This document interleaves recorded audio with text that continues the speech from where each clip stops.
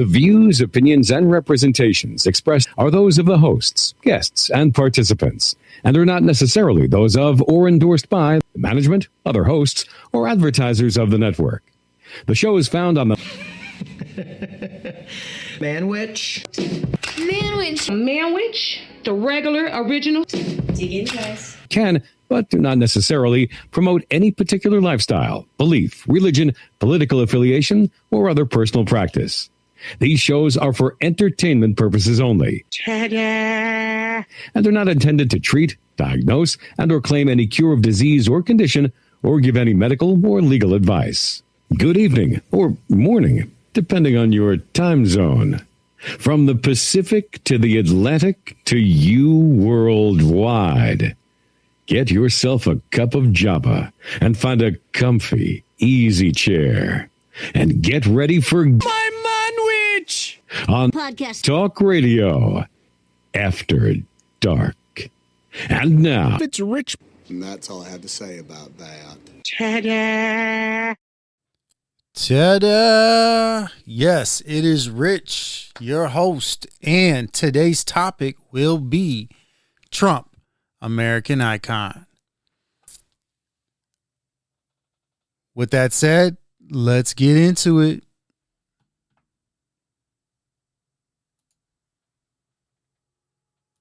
The President of the United States. Hey everyone, today we're going to take a wild journey through Donald Trump's first term as the 45th President of the United States. Let's get started. It looks like she went to shake his hand. This press conference exchange showcases the 45th President's unique way of handling certain reporters. Okay, question? Yeah, go ahead. Sure. She's shocked that I picked her. No. She's like in a state of shock. I'm not thinking, Mr. That's President. okay. I know you're not thinking. You never do. I'm sorry? No, go ahead. Go ahead.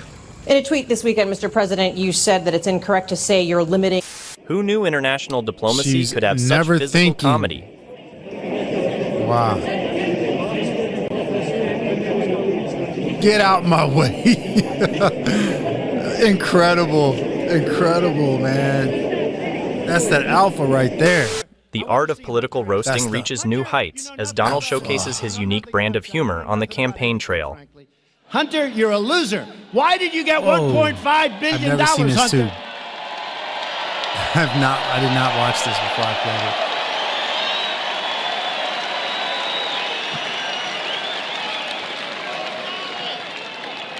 And your father was never considered smart. He was never Oh, yeah, I considered a remember good this. senator. He was only a good vice president because he understood how to kiss Barack Obama's ass. Dang. What? A diplomatic tango unfolds as two world leaders engage in a verbal sparring match. Your number one problem are not the foreign fighters. This is the ISIS fighters in the region. And you have more and more of these fighters due to the situation today. This is why he's a great politician, because that was one of the greatest non-answers I've ever heard. And that's okay.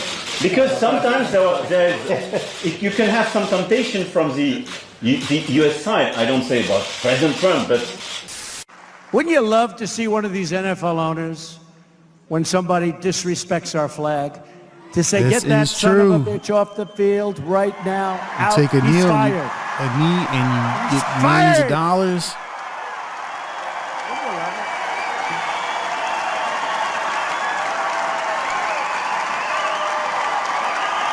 You take a knee and you get paid millions of dollars. The president's unfiltered communication style takes center stage in this press interaction. It's up to him. Do you want him to rein in Robert Mueller? What a stupid question that is. What a stupid question. But I watch you a lot. You ask a lot of stupid questions. Vicious. This man is Sometimes, vicious. a speaker's message lands differently than they anticipated. Today I stand before the United Nations General Assembly to share the extraordinary progress we've made. In less than 2 years, my administration has accomplished more than almost any administration in the history of our country. America's so true.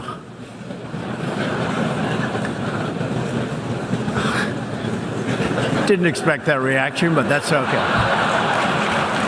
Wow.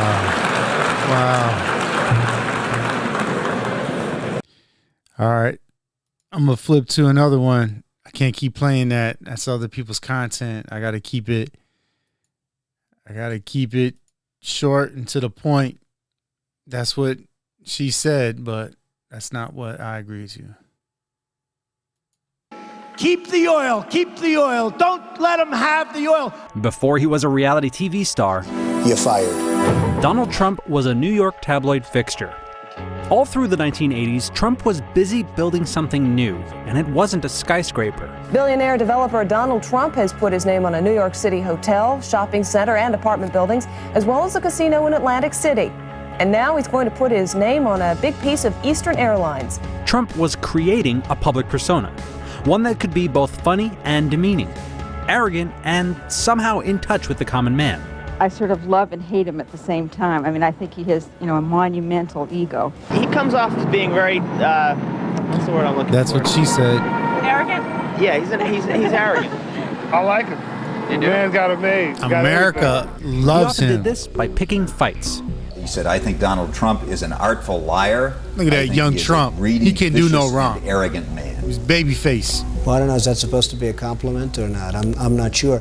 He waged a years-long battle with New York City Mayor Ed Koch. I hope that New York City has a different mayor at some point, because I think Ed Koch is a total disaster. He's been a very bad mayor for the city. He helped launch a competitor to the NFL called the U.S. Football League. Oh, yeah, I heard And about then this. launched a lawsuit against the NFL when the USFL failed. The jury in the case delivered its verdict.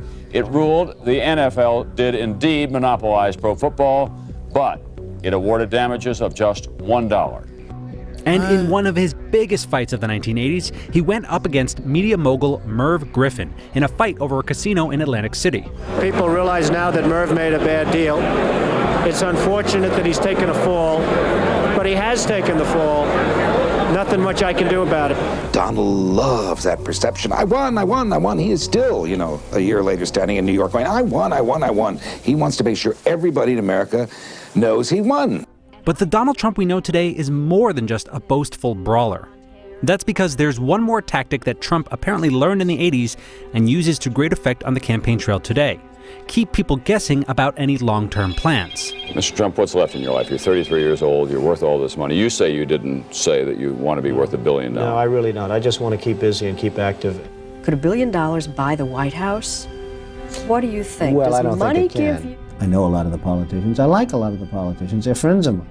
Trump carefully cultivated speculation about his future. In 1987, he ran a full-page ad in major newspapers that read like a political manifesto. A blow-up of the ad is now on display at Trump Tower on Fifth Avenue. The ad was irresistible to the New York press, and the move kept Trump's name in the news. Trump has said quite seriously that he's a good enough bargainer to negotiate a nuclear disarmament treaty with the Russians. This is not a wealthy country. People think America, wealth, this and that. The Japanese are saying that. What a wealthy country. I mean, they're saying it and they're laughing. Country's losing $200 billion a year. We ought to go in, the next time they fire so much as a bullet at one of our ships, we ought to go in and take over their oil. With each of these instances, Trump refined his playbook. His attacks. Steve, you're going to have to start pushing these people now a little bit, because it's getting a little ridiculous as far as I'm concerned. His boasts. We'll probably sell an extra 10,000 season tickets, and that's a lot of tickets. And his shifting positions. Do you have the genes to be a successful politician? Well, you never really know. I think I'm pretty outspoken, and that's not probably a good thing in terms of a politician, but it's a good thing if you ever got elected, you can really do a job. Now, even back in the 80s, many found Trump's over-the-top personality distasteful. What may be most discouraging of all is that Palm Beach will accept almost anything if it's got enough money, but somehow it will not accept Donald Trump. But by playing the role of an unpredictable bully with the Midas touch, Trump showed he couldn't easily be ignored. I believe that perhaps Sitting with I'm Don portrayed King. differently than I Don actually King, am. I can't remember the other guy. I believe Jesse I'm Jackson. portrayed in a rougher sense than the actual product. And I hope that's true, because I hope the actual product is a lot more mellow than the portrayal. And that may be his biggest asset of all. When people attack Trump, they reinforce the version of Trump that Trump wants people to see.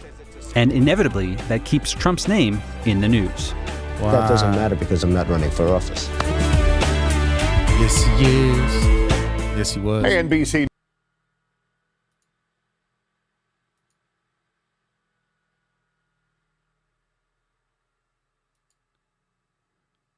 Here's the infamous. And my fellow Americans, the best is yet to come. I hope so. I sure hope so. And God bless America. Oh, there she goes. She's going to do it. Oh, in front of everybody. Wow. She did. Wait. Sure did.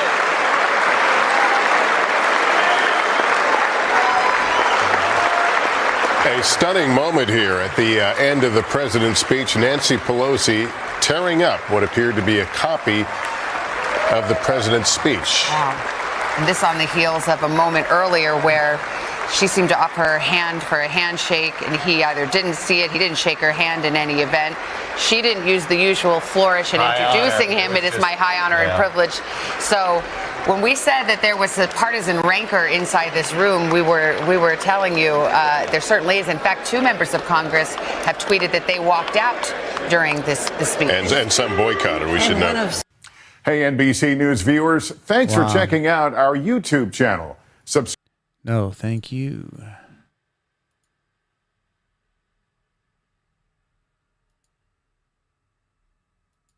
Please welcome Donald Trump.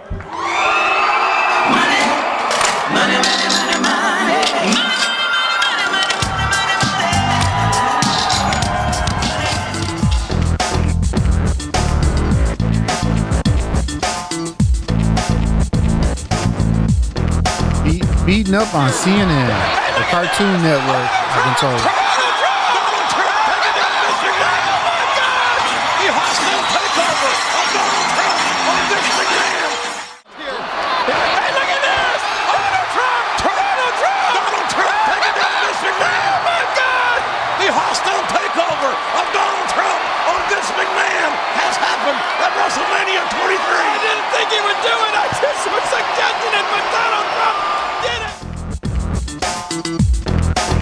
taller than him. I'm better looking than him. I'm richer than him.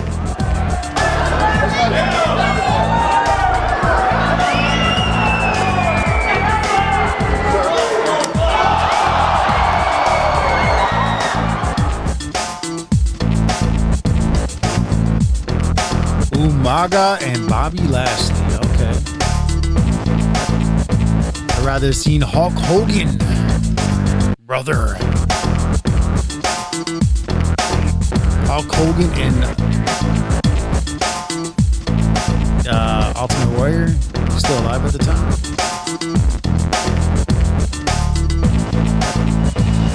Hey!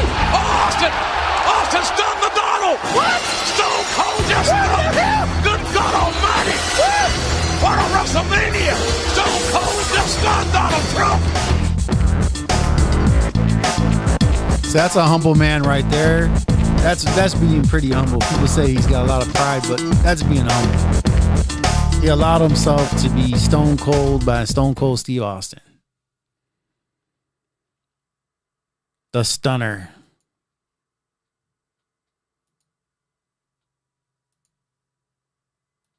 Now, just a few moments ago, Donald Trump passed through here, so we had a minute to talk with him. Let's roll that tape. You can see what he had to say. Well, I've never seen anything like it. I've seen two huge 110-story There on the day of 9/11, Donald Trump. Thousands and thousands of lives. I just got to see something that I've never seen before. And what was he doing? Helping out fellow Americans. We're bringing down another 125 in a I little wish I while, could have showed a better they've clip. Never There's done one of work him like this walking before. And they're through the debris, people, but they've never seen anything having like his it. men They've never done work like help this out those who are in need. Tell me what it's like at Ground Zero. Tell me about the workers that you saw and what they're doing there. Well, not only is it devastation, but it's very dangerous because every few minutes a whistle would go off and everybody would just run because you have all the buildings around it, which are in such a weakened state that people just don't know. And so they just have to take off. And then they come back and they're working under 50-story buildings that you don't know if they're going to fall down. So it's a terrible thing for the workers and it's a terrible thing for the world, really. How have you spoken to any of your men? Do you know how they're reacting to this? Because emotionally, this must be so incredibly difficult. Well, there are a lot of them, but they've never seen bodies like this. I mean, the bodies all over.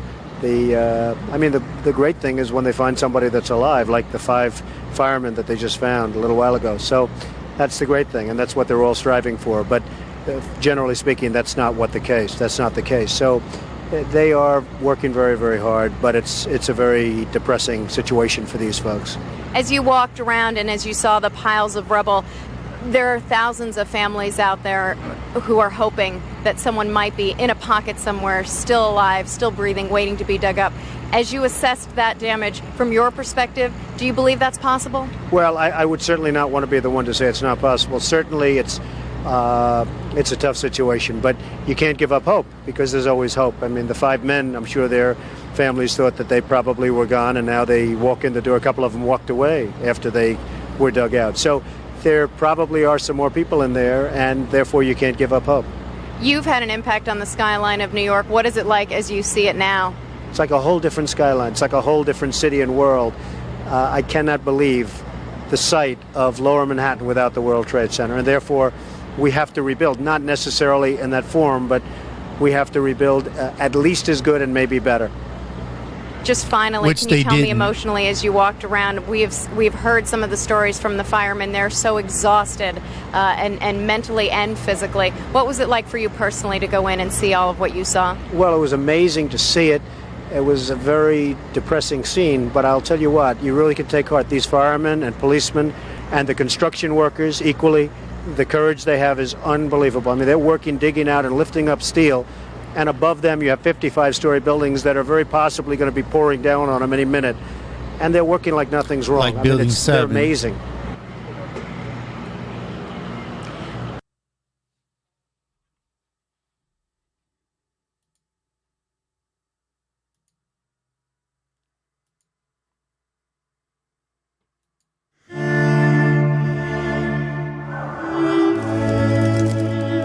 Here's the documentary on, or whatever, the movie that's coming out. Yes.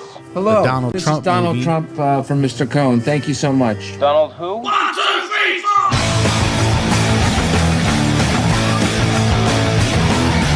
Roy Cohn. Nice to meet you. Leroy Cohn, you're brutal. Guilty as charged. How do you always win? There's rules. The first rule is attack, attack, attack. It's going to be the finest building in the city, maybe the country, in the world. Rule 2, admit nothing, deny everything. There's never been anything like this, of this magnitude, this quality. Ooh, cheese balls over here. What are you doing? You want one?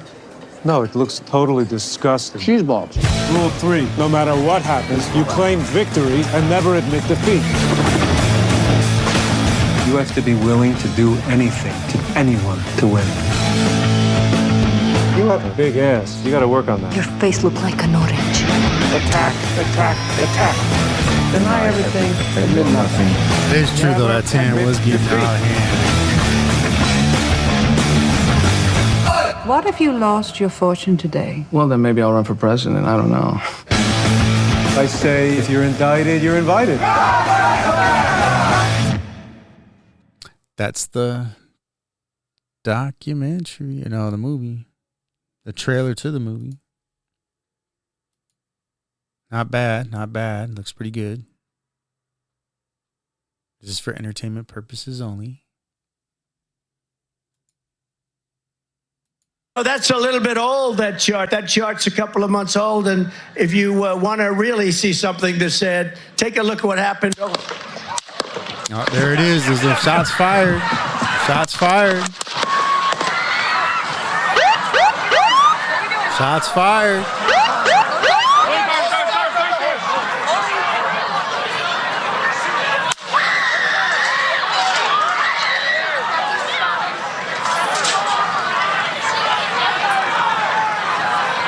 Let's see him rise up and pump that fist. Are you ready? On you. Ready. Move. Up. Move. Go. Hawkeye's here. Hawkeye's here. Move it to the stand. Stair, get ready. Stair, get ready. We ready? My shoe. My shoe. Are we good? Shooters down. Are we good to move? We're clear. Let's move. Let's move. We're clear.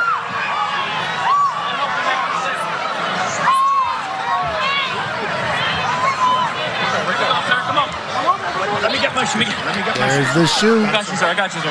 Let me get my shoes. Where's the fist pump? Your head is bloody. So we got to move to the bus.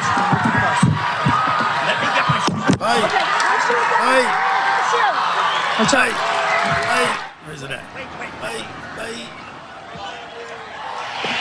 There it is. There it is. There's the fist pump.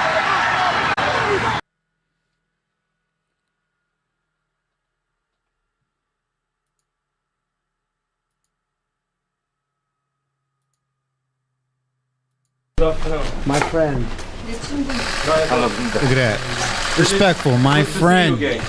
Calls him friend. I've never expected to meet you at this place. That's good. It's my honor. Would you like me to step across? Look at that. Look how polite. That's a gentleman right there. That's a gentleman. If your Excellency take a step forward, you will be the first U.S. president to cross the line. I'd be very proud to do that. Okay, let's do it. Come on.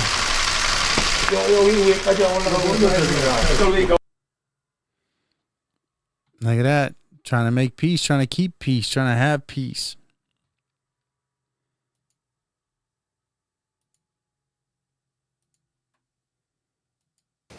The state of the vote for the President of the United States, as delivered to the President of the Senate, is as follows.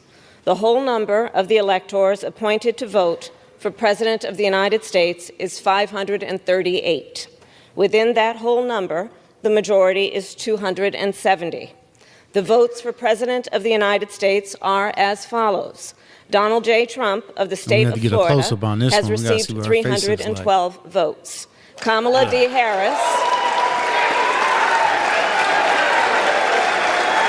USA, USA.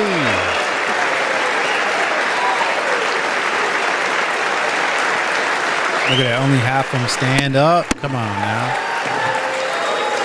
And she pounds the gavel. Kamala D. Harris of the state of California has received 226 votes. I misread that. I don't know what's going on. What's going on here?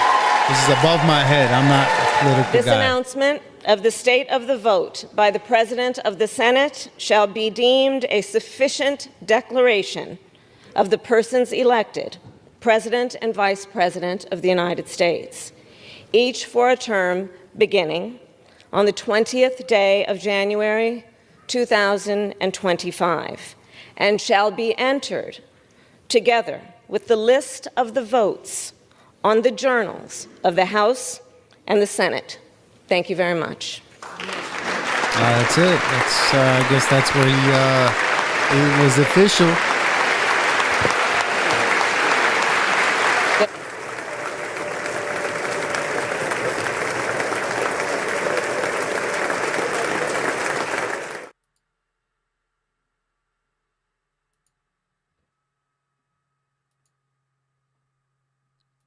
The political world is abuzz with an unprecedented situation.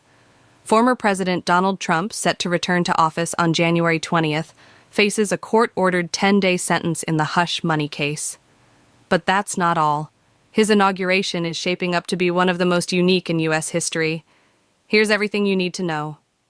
Welcome back to Finvest USA. Today we're diving into a story filled with twists and turns. First, let's talk about Trump's 10-day sentence. A court has ordered the former president to serve time for his role in the hush money case, a legal battle dating back to his 2016 campaign. The sentence must be completed before January 19th, leaving just enough time for Trump to take the oath of office on January 20th.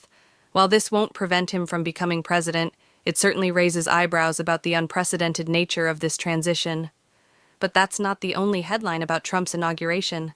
January 20th will also be marked by a national period of mourning for the late President Jimmy Carter. President Biden has ordered U.S. flags to be flown at half-staff for 30 days following Carter's death, a tribute that includes Trump's swearing-in day.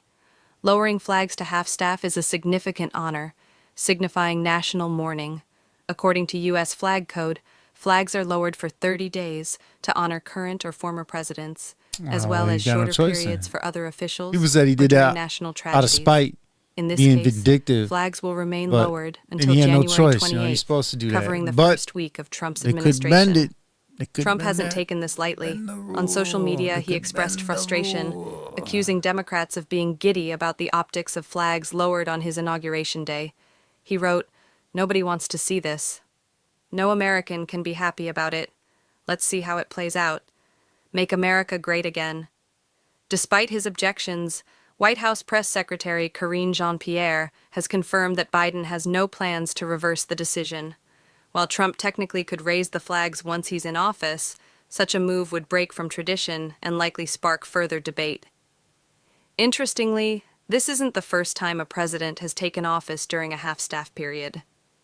In 1973, when Richard Nixon began his second term, flags were already lowered to honor former President Harry Truman. Nixon also briefly raised flags early during Lyndon Johnson's mourning period to honor prisoners of war returning from Vietnam, only to lower them again. So, what do you think about this unique set of circumstances? I know what I think, that they should raise him up for his inauguration. And the somber tone of his inauguration impact how history remembers this moment? Or will it be just another chapter in his larger-than-life story? Let us know your thoughts in the comments below. Don't forget to like, subscribe, and hit the bell icon for more updates on investment, subscribe, in USA, and hit that bell. politics, news, and everything in between. See you next time.